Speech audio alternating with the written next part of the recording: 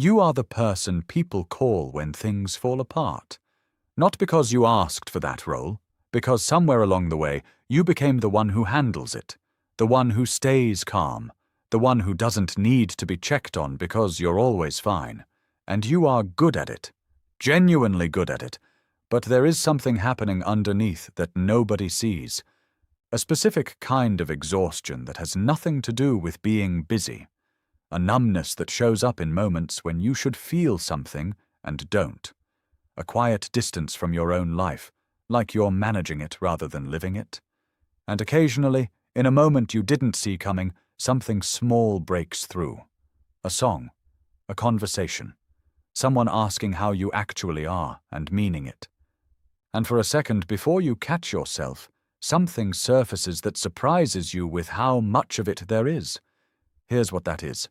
It is not weakness. It is not instability. It is the biological cost of a strategy your nervous system has been running, sometimes for decades, that was never designed to be permanent. Strength, in the way most people practice it, is not a character trait. It is a coping mechanism. And like all coping mechanisms, it has a price. One that gets paid quietly, invisibly, over time, until the account runs low in ways that are very difficult to ignore. By the end of this, you'll understand exactly what that price is. The neuroscience behind emotional suppression, the physiological cost of chronic self-reliance, and what the research actually says about what strength looks like when it is sustainable rather than slowly depleting. There is a term in psychology called emotional suppression. It refers to the deliberate or habitual inhibition of emotional expression. The practice of feeling something and choosing not to show it, acknowledge it, or process it outwardly. Most people who do this don't think of it as suppression. They think of it as being composed. Professional, strong, not making things about themselves, not burdening other people. The intention is often genuinely considerate. The biology doesn't care about the intention. James Gross at Stanford University has spent his career studying emotion regulation, the various ways people manage what they feel and how they express it. His research distinguishes between two primary strategies: cognitive reappraisal, changing how you think about a situation before the emotional response fully forms; reframing, finding a different perspective, updating the meaning you assign to an event; and expressive suppression, allowing the emotional response to form fully and then inhibiting its expression, feeling it and not showing it, experiencing it and not processing it outward. The difference in physiological outcome between these two strategies is significant and consistent. Cognitive reappraisal, changing the meaning before the emotion peaks, reduces both the subjective experience of the emotion and its physiological markers. Heart rate, cortisol, sympathetic activation all decrease. Expressive suppression, feeling it fully and then holding it in, reduces the outward expression of the emotion while leaving the physiological response largely intact. The face stays calm. The body does not. The cortisol is still there. The elevated heart rate is still there. The activation of the stress response system is still there. You just aren't showing it. And the body pays the bill regardless of whether anyone else can see it. Here is what that bill looks like over time. A 2013 study by researchers at the University of Rochester followed participants over a 12-year period, measuring emotional suppression habits and corresponding health outcomes. The findings were not subtle. Chronic emotional suppression was associated with significantly elevated risk of early mortality, not marginally elevated. Significantly. The researchers controlled for age, socioeconomic status, physical health baseline, and other confounding variables. The suppression itself was the variable that predicted the outcome. People who consistently held their emotional responses inward, who maintained the composed exterior without a corresponding internal processing mechanism, showed higher rates of cardiovascular disease, higher inflammatory markers, and lower immune function than people who processed emotions more openly.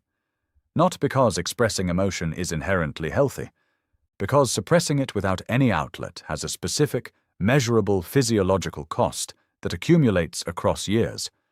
The body keeps score. That phrase, from psychiatrist Bessel van der Kolk's landmark work on trauma, is not a metaphor. It is a description of a biological process. The unprocessed emotion does not disappear. It is stored in the nervous system, in the muscle tissue, in the chronic activation of a stress response that never fully completes its cycle. Every time you felt something and held it in, every time you stabilized the room at the cost of your own processing, every time someone needed you to be strong and you were, at the expense of being human, your body registered that transaction. And it added it to the ledger. There is a concept in stress physiology called allostatic load. It was developed by neuroscientist Bruce McEwen at Rockefeller University. Allostatic load refers to the cumulative physiological cost of chronic stress, the wear on the body's regulatory systems that results from sustained activation without adequate recovery. Think of it as a biological debt. The stress response is designed to be temporary. Activate when needed, then return to baseline. Cortisol spikes, adrenaline fires, the body mobilizes. And then, when the stressor passes, the parasympathetic system brings everything back down. That return to baseline is not a luxury. It is a biological necessity. The body repairs during recovery. The immune system runs maintenance during recovery. The nervous system regulates itself during recovery. People who are always strong, who are chronically in the role of handler, stabilizer, caretaker, the one who doesn't fall apart, often have disrupted recovery cycles. Not because they are weaker than other people, because the role they occupy doesn't allow for the kind of complete discharge that the stress response requires to resolve. You can't fully recover while you're still being needed. And if being needed is a permanent condition, if the role of the strong one has become your identity rather than a temporary function, the recovery never fully happens. Allostatic load accumulates. The systems that are supposed to regulate stress become dysregulated themselves.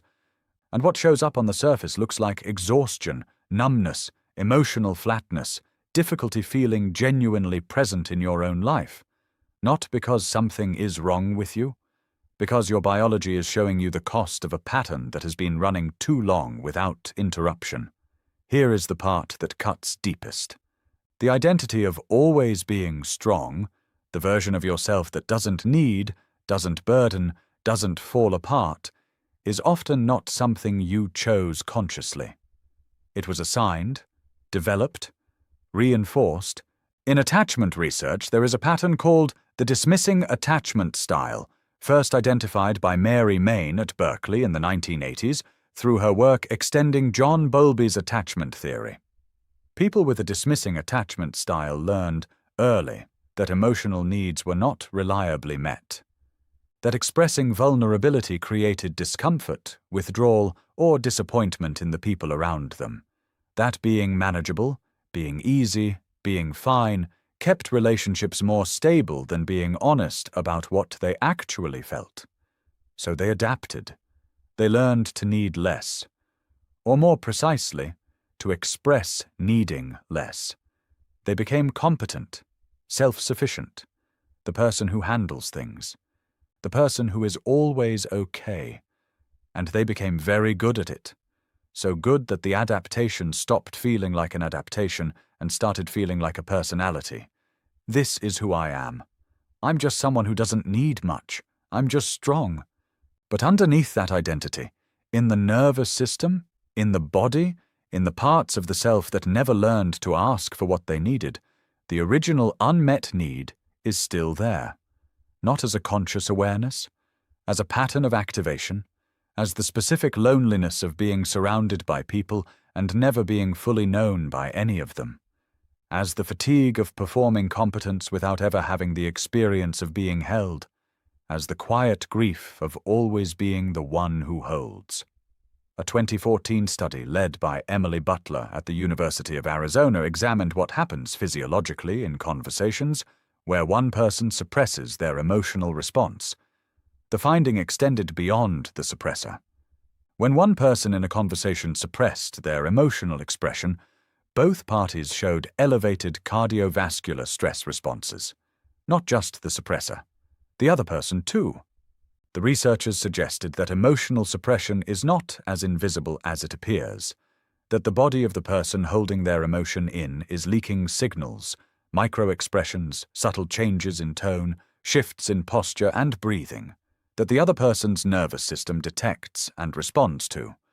We are wired for co-regulation. The nervous systems of two people in proximity actually synchronize. Heart rate variability, cortisol patterns, breathing rhythm, these align during sustained social contact.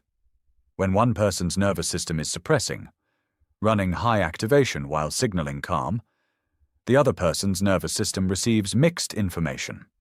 The mismatch is registered. The body responds to it. The person who is always strong, who holds everything in to protect the people around them, is not actually protecting them.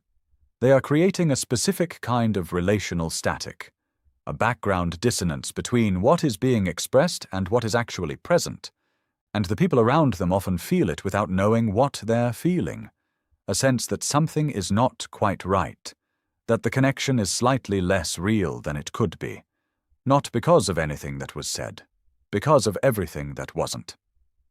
There is a researcher named James Pennebaker at the University of Texas at Austin.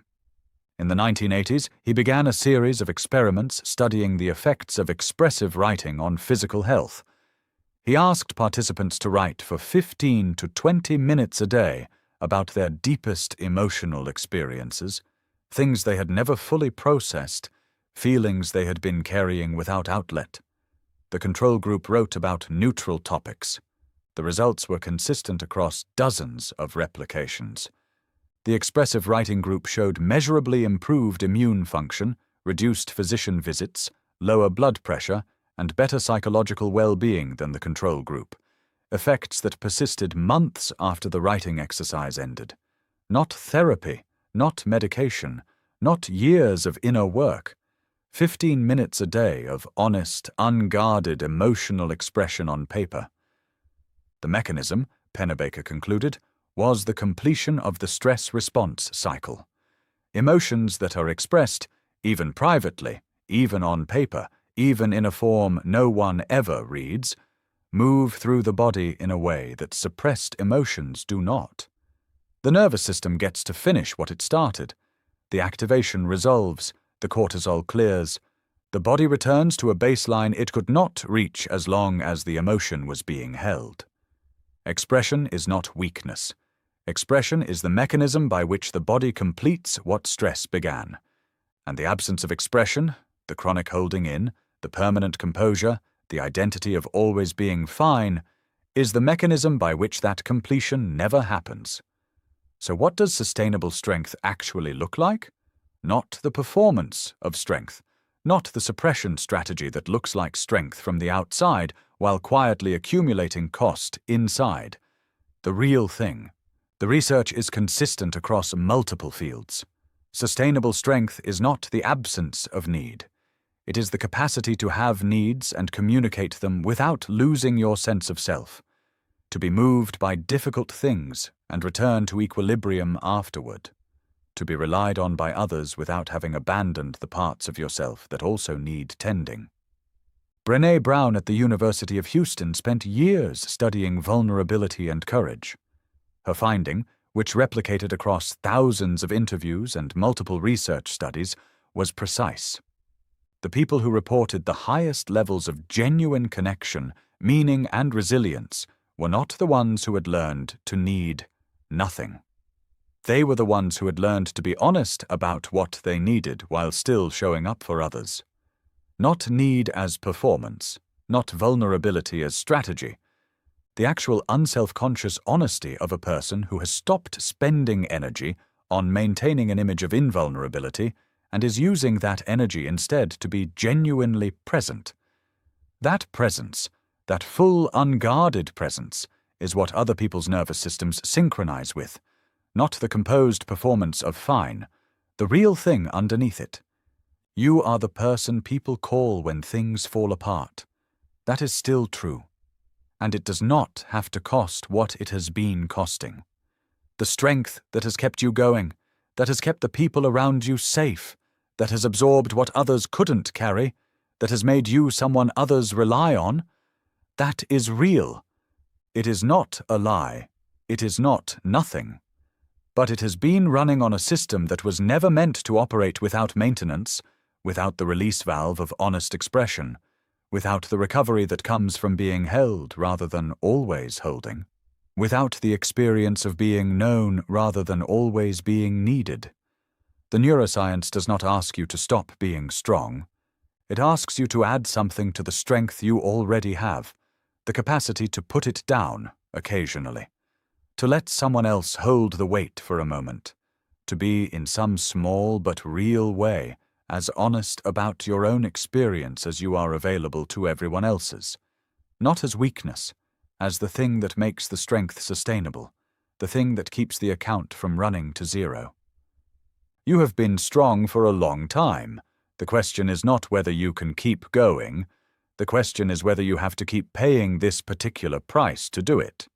The research says you don't. But only you can decide to stop. If the science behind why you feel what you feel matters to you, the real research explained without the noise, subscribe.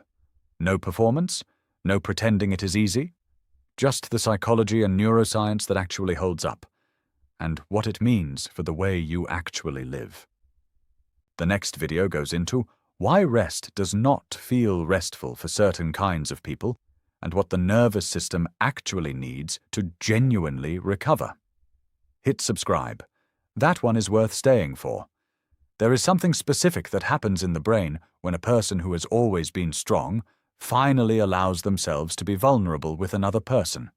Not performs vulnerability. Actually experiences it.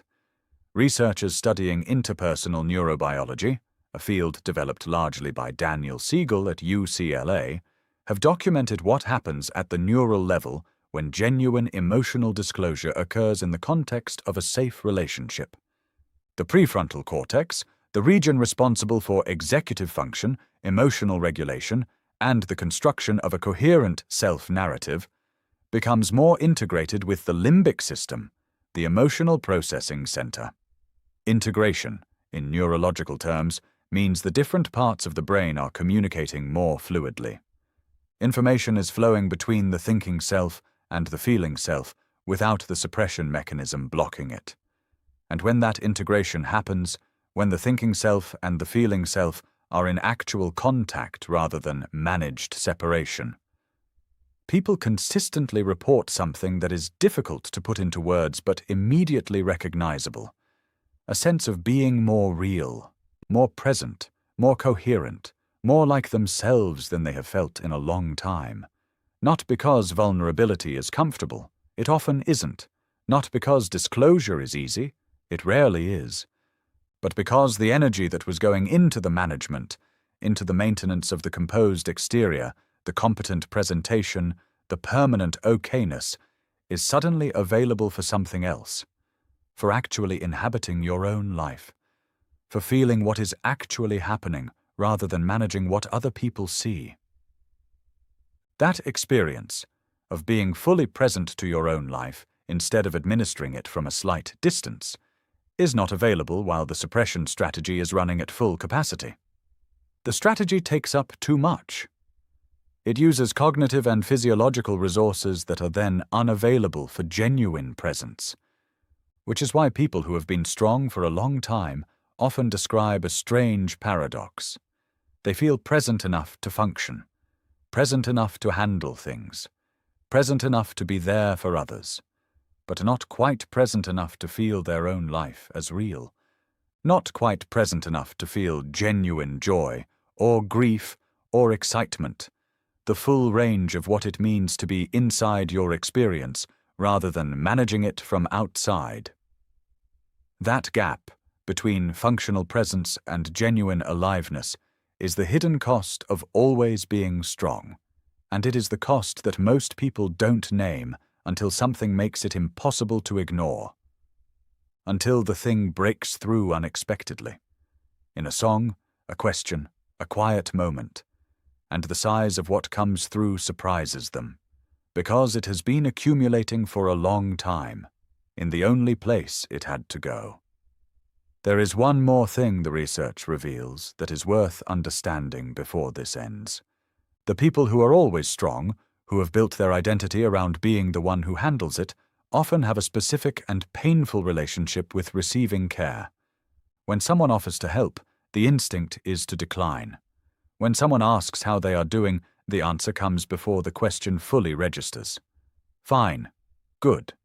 Things are okay. Not as a lie. As a reflex so deeply ingrained that it no longer feels like a choice.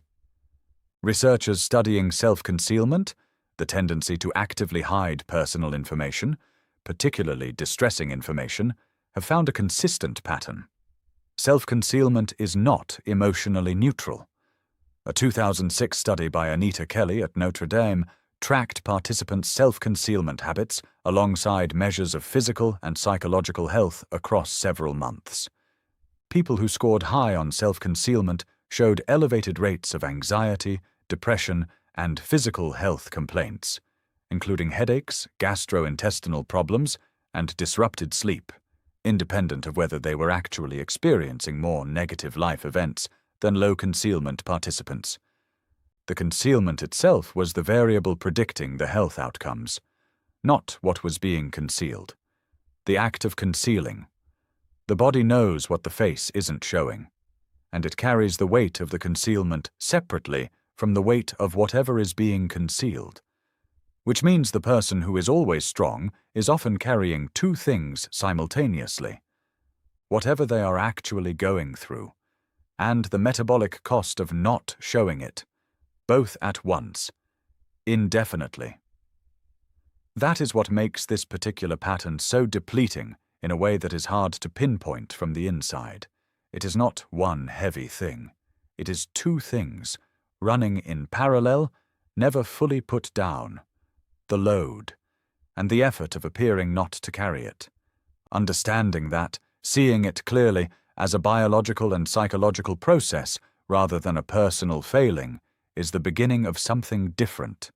Not weakness, not collapse, not suddenly becoming someone who falls apart, just the slow, deliberate practice of putting one of those things down, starting with the easier one, the effort of appearing fine, letting the face match what is actually happening in at least one relationship, with at least one person, even occasionally. The research is consistent on what happens when that starts. The body begins to recover the energy it was spending on concealment.